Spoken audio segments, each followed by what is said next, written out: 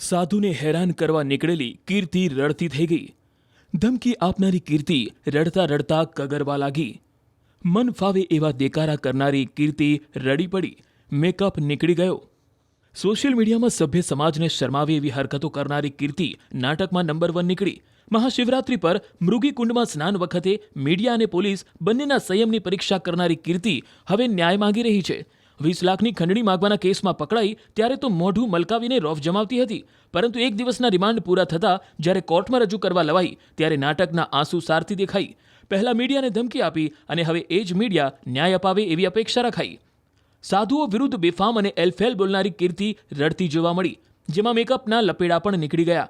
કીર્તિની આવી હરકતોને social media પર લોકો નાટક ગણાવી રહ્યા છે. જૂનાગઢના યુટ્યુબર પાસેથી 20 લાખ રૂપિયાની ખંડણી માંગવા અને જીવન ટૂંકાવવા મજબૂર કરવાના આરોપમાં કીર્તિની રવિવારે રાજસ્થાનના ઉદયપુરથી ધરપકડ થઈ હતી. આ ધરપકડ બાદ કીર્તિ પટેલને ચુસ્ત પોલીસ બંદોબસ્ત વચ્ચે 22 ફેબ્રુઆરીના રોજ જૂનાગઢ લાવવામાં આવી. પોલીસ દ્વારા કીર્તિ પટેલને કોર્ટમાં રજૂ કરી તેના રિમાન્ડની માંગ કરવામાં આવી હતી. કોર્ટ દ્વારા કીર્તિ પટેલના 1 દિવસના રિમાન્ડ મંજૂર કરવામાં આવ્યા. ધરપકડ અને રિમાન્ડ બાદ પણ કીર્તિ પટેલની બેશર્મીના દ્રશ્યો કેમેરામાં કેદ થયા. પોલીસ કસ્ટડીમાં હોવા છતાં કીર્તિ પટેલના ચહેરા પર કોઈ પસ્તાવો ન દેખાયો. પોલીસ વાનમાં કીર્તિ હસતી અને મીડિયા સામે હાથ મિલાવતી દેખાઈ. કીર્તિ પટેલ કોર્ટમાંથી બહાર નીકળતાની સાથે જ મીડિયાને ટાટા કહેતી જોવા મળી અને પોલીસની ગાડીમાં બેસતાની સાથે સ્માઇલ કરતી પણ જોવા મળી.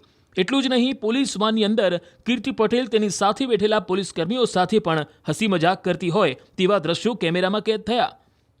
પોલીસ કર્મીઓ પણ કીર્તિ સાથે હસતા જોવા મળ્યા હતા. ધરપકડથી બચવા માટે કીર્તિ ઉદયપુર ભાગી હતી એવો ખુલાસો થયો છે. કોર્ટે તેના 1 દિવસના રિમાન્ડ મંજૂર કર્યા હતા. બાદમાં ફરી તેને કોર્ટમાં રજૂ કરાઈ હતી, જ્યાં કોર્ટે તેના જામીન મંજૂર કર્યા છે. જોકે ભવનાથ પોલીસ સ્ટેશનમાં નોંધાયેલા કેસમાં તેણે મંગળવારે હાજર થવાનું છે. જૂનાગઢમાં કીર્તિ પર કુલ 3 કેસ નોંધાયેલા છે. રવિવારે પોલીસે કીર્તિના 5 દિવસના રિમાન્ડ માંગ્યા હતા. જૂનાગઢ તાલુકા પોલીસ સ્ટેશન ખાતે ખંડણી માંગવી, ખોટા કેસમાં ફરિયાદીને ફિટ કરી દેવા અને જાનથી મારી નાખવાની ધમકી અંગેનો ગુનો દાખલ કરવામાં આવેલ છે. જે ગુના અંતર્ગત કીર્તિ પટેલ નામની વ્યક્તિ જે છે તેની ધરપકડ કરવામાં આવેલી છે અને આ જે કીર્તિ પટેલ છે તેની રાજસ્થાન ઉદયપુર ખાતેથી ધરપકડ કરવામાં આવેલી છે.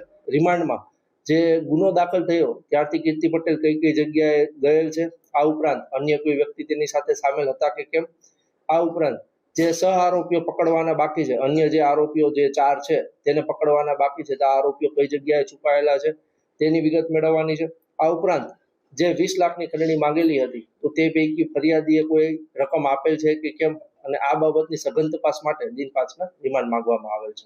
હાલ જે પોલીસ પ્રોસિજર છે તે રીતે તેને અટક કરવાથી માંડીને જે ન્યાયિક પ્રક્રિયા અંતર્ગત કોર્ટમાં રજૂ કરવાની હોય છે તે પ્રક્રિયા સઘન રીતે અને ઝડપી પૂર્ણ થાય તે અંતર્ગત આ કાર્યવાહી હાથ ધરવામાં આવેલી હતી.